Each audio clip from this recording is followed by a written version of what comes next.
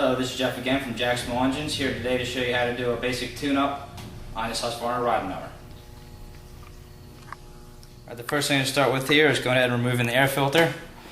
And as you see, I've removed the hood on this tractor just for display purposes only. You don't actually have to remove the hood to do this service. Just go ahead and take the air filter and pull it out of its housing.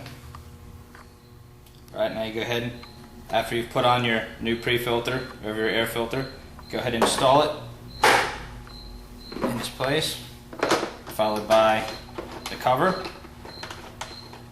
Tighten down the nuts. Alright, now you go ahead, after you've put on your new pre-filter over your air filter, go ahead and install it in its place, followed by the cover. Tighten down the nuts. Alright, next thing I'm going to do, removing the fuel filter right here. I have a special pair of pliers here that you can pick up from any tool store. All it is just gives you the ability to clamp off the fuel line. So once you take the fuel filter out, you're not going to drain your fuel tank all over the floor. Go ahead and remove your clamps. Break the fuel line loose. Pull it off the filter. Go ahead and remove your filter. Alright, after you got your new fuel filter, make sure most fuel filters have an arrow on them telling you to flow which way the direction. Make sure the arrow is pointing towards your carburetor. Go ahead and install your new fuel filter. Just the reverse of what you did earlier. Reinstall your clamps.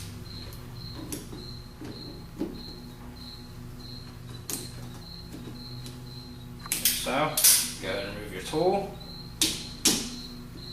And now just a little bit more.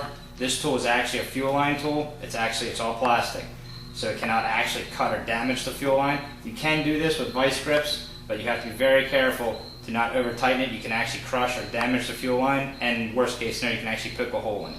So these are actually a better investment to save your fuel lines. Alright, the last thing on here for a tune-up, let's go ahead, we're going to remove your spark plugs. Now this one is a V-twin, so of course you have two of them. If you use it as a single cylinder, you're only going to have to remove just the one spark plug.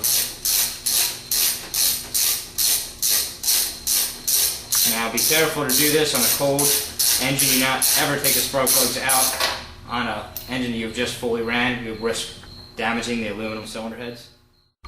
Alright, after you've got your new spark plug, go ahead and first, before you put it in, check the gap to make sure the gap meets the specifications of your engine manufacturer. Then you go ahead and install your new spark plugs.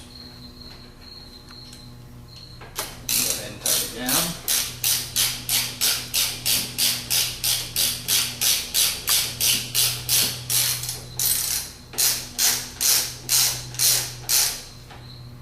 Just snug, not overly tight.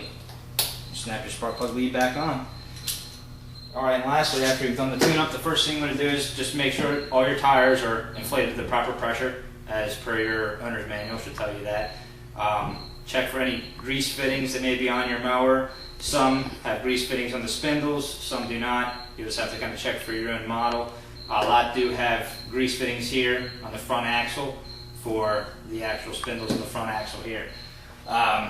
Once you've checked your tire pressure, you've got all your grease fittings thoroughly greased, you want to go ahead and check for any collection of grass around the back, especially around the muffler area right here. That's a very big fire hazard. Make sure that's blown. You can either squirt it out with a garden hose, or if you have compressed air works great to cleaning out any grass that's in there.